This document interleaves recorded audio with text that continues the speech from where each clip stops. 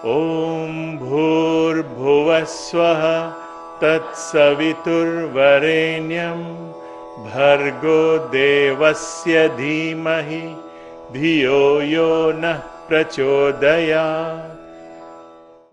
Dalam Samved dan dalam Veda-Veda lain juga, kita melihat ada Gayatri. Gayatri ini adalah Gayan itu, kita punya buku kan dengan judul Gayan dari Hazrat Inayat Khan ya.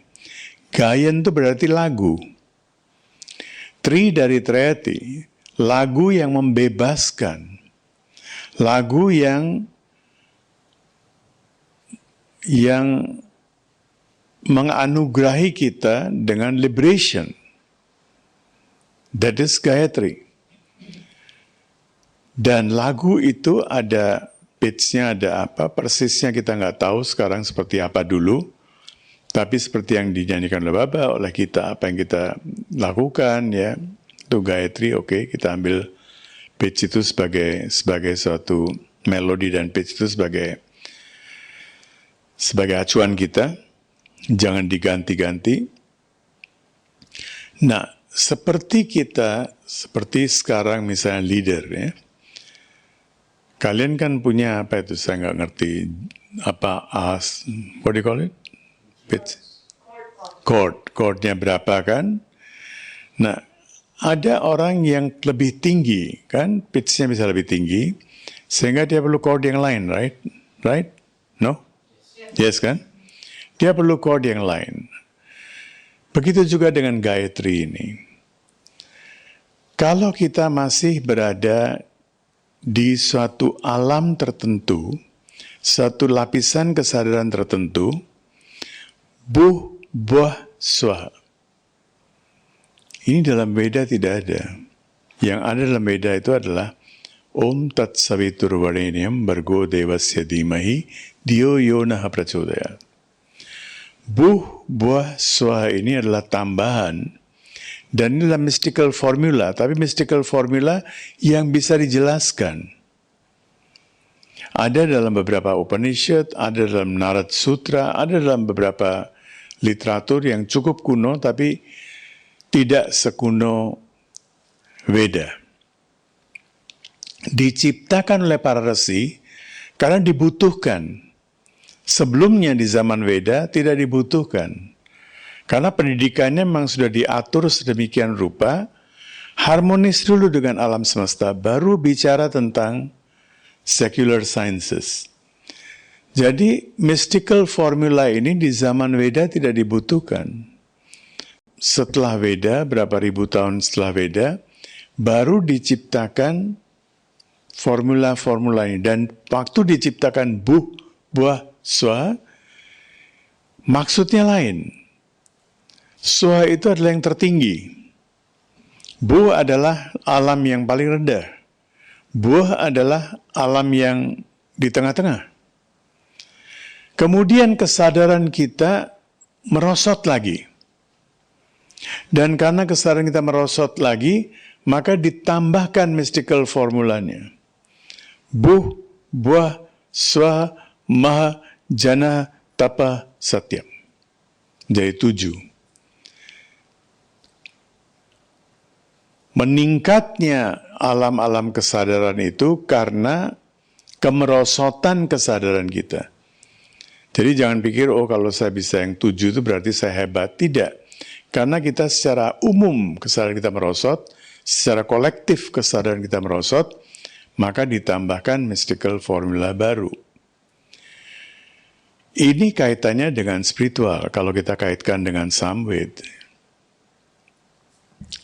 Buh ini, kita sekarang melihat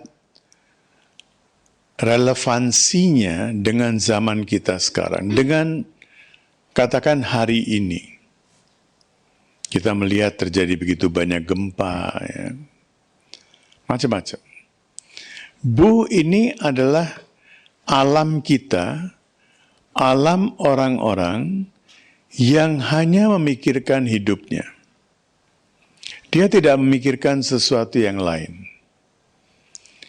Di dalam bahasa Upanishad, di dalam bahasa-bahasa kuno, Ini disebut alam cacing-cacing. Kita hidup sebagai cacing, mati sebagai cacing. Cacing juga makan, dia juga bisa beranak pinak dengan cara yang barangkali beda, ya. Virus pun demikian, bakteri pun demikian. Jadi awalnya ini adalah alam bakteri, virus, dan sebagainya. Sekarang kalau kita melihat, buh ini adalah alam kita karena hidup kita seperti itu. Kita tidak memikirkan apapun kecuali diri kita sendiri. Asal saya bisa hidup, kita kan orang biasa. Kelihatannya, terdengarnya, wah ini humble sekali ya.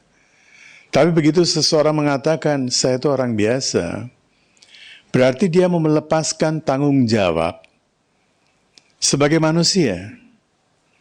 Karena manusia tidak dilahirkan sebagai manusia biasa. So untuk zaman kita sekarang, buh adalah hidup sebagai cacing. Banyak di antara kita hidup seperti itu. Buah baru hidup sebagai manusia. Yang cacing ini nggak ngurusin orang lain, asal dia bisa ngurusin dirinya sendiri. Dia nggak mikirin orang lain. Begitu kita hidup sebagai manusia, kita mulai memikirkan orang lain. Tapi kita akan bertindak sesuai dengan convenience kita. Kita punya waktu, kita punya bisnis, kita punya ini, kita punya itu. Kalau saya punya waktu, saya akan mengurusi orang lain juga. Setiap minggu ada sewa, oke, saya pergi ke sewa. Very good, sewa. Saya akan bagikan sembako. Enggak, sewa kita sekarang bukan hari Minggu, sewa kita hari Senin. Makanya saya bilang, jangan lakukan sewa pada hari yang lain. Minggu aja, karena kebanyakan tidak akan ada yang datang. Bahkan bukan cuma orang-orang yang bekerja 9 to 5, I can understand. Kalau orang bekerja, bos-bos pun kadang-kadang coba dipanggil hari lain, nggak bisa datang. Nggak bisa datang. Yang bekerja kita bisa pahami. Tapi bos-bos pun disuruh datang hari biasa, nggak bakal datang. Sedang terjadi masalah besar, ya, di mana mau ditugaskan untuk itu, nggak punya waktu. Hari ini saya sibuk. Oke, fine. Lagi-lagi, ini baru buah manusia yang kelas paling rendah. Kita cuma memberikan tahapannya. We have to decide ourselves. Kita mau seperti apa? Saya di sini bukan untuk menjudge kalian. Saya di sini bukan untuk memaksa kalian harus naik tangga, harus ke tinggi. Nggak bisa. You cannot. Mau jungkir balik seperti apapun juga, setiap orang harus bertindak sesuai dengan kesadarannya. Buah, itu baru manusia. Tapi my convenience. Kalau saya punya waktu, saya bisa bantu. Saya punya waktu, saya kebajian. Saya punya waktu, saya akan bagi sembako.